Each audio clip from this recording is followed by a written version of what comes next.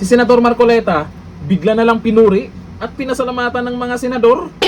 Lalo na itong sila Senador Lacson, Senador Soto. Bakit? Anong ginawa ni Senador Marcoleta? Samantalang netong nakaraan, yung pag-iingay niya, kinokontra ng iba. Hindi nyo ba napapansin? Si Senador Marcoleta ang marami nang nagawa sa Senado. Kabago-bago. O eto, panoorin natin ang video. This is one of the very few times that I'm in agreement with Senator Marcoleta. So thank you very much, Senator Marcoleta. So it is correct, the point being raised by Senator Marcoleta. We'd like to congratulate Senator Rodante Marcoleta for very good points being made. Mr. President, I rise today to raise a constitutional alarm. We are witnessing an unusual situation in our bureaucracy today.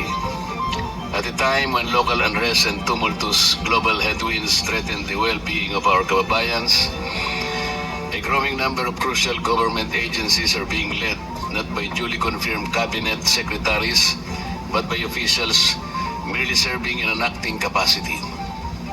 And this brings us to a disturbing reality in our bureaucracy today. Correct? Mr. President, what is at stake is not merely the reputation of individuals, but the integrity of our public institutions. As we speak, several key government agencies are being run by acting secretaries, officials who wield immense power, control billion peso budgets, and approve critical infrastructure projects, yet have not undergone confirmation.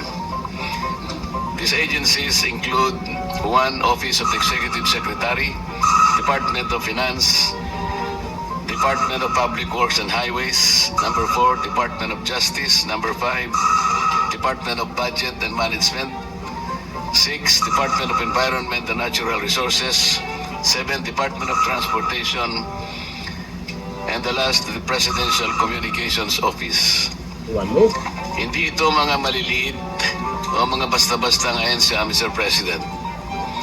These are core institutions of our government. They control our money. They enforce our laws. They build our infrastructure. They defend sovereignty. They speak for the President and the Republic. They are alter egos of the President.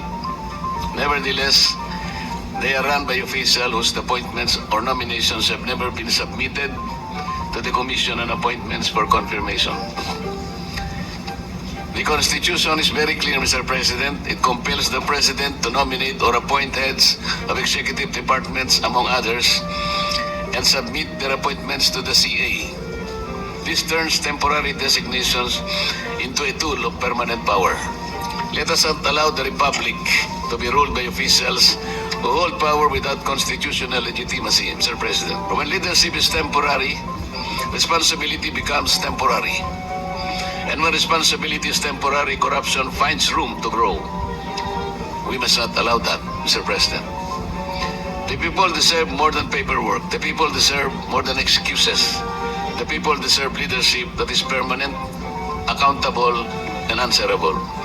Sa huli, malinaw ang pinapanawagan ng sambayan ng Pilipino. Hindi sapat ang pansamantalang pamumuno sa mga ensyang may hawak ng buhay, kabuhayan at kaligtasan ng ating mga mamamayan.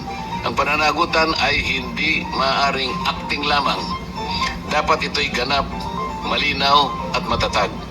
Sapagat sa likod ng bawat pansamantalang desisyon at iniiwasang pananagutan, naroroon ang sambayan ng patuloy na nagdurusa at tumihiling ng buong pananagutan mula sa kanilang pamahalaan. Maraming salamat po, Mr. President. Maisip nyo yun?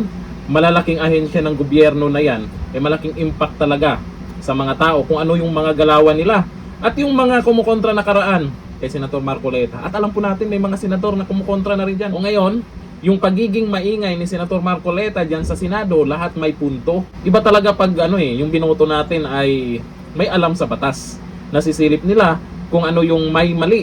Lalo dyan sa ahensya po ng gobyerno na alam naman natin malaki ang epekto sa mga kababayan po natin. Kaya maraming nanginaya nga din dito kay Senator Marcoleta nung pinalitan siya bilang chairman ng Blue Ribbon Committee. Kasi kung siya yung nandyan, marami talagang mabubunyag dyan. Yun nga lang, ganun talaga, sila yung nakakalamang, pero hindi po sumuko si Senator Marcoleta kung ano yung trabaho niya dyan sa Senado. Seryoso siya. Kung isang senador na matagal na dyan, o si Soto, bumilib din, nagpasalamat din.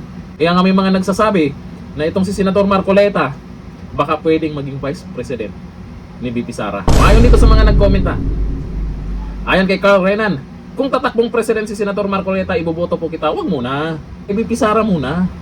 Sabi ni Salde Era, Marcoleta, the working senator, unlike the others. Kabago-bago niya dyan. Pero tingnan nyo naman si Senator Marcoleta, maraming napabilib dyan. Yung mga hindi nagustuhan yung galawan ni Senator Marcoleta, ang gagawin nyo, iyak na lang kayo. Sabi ni Iken Disap, itong si Senator Marcoleta nagtatrabaho sa maiksing panahon.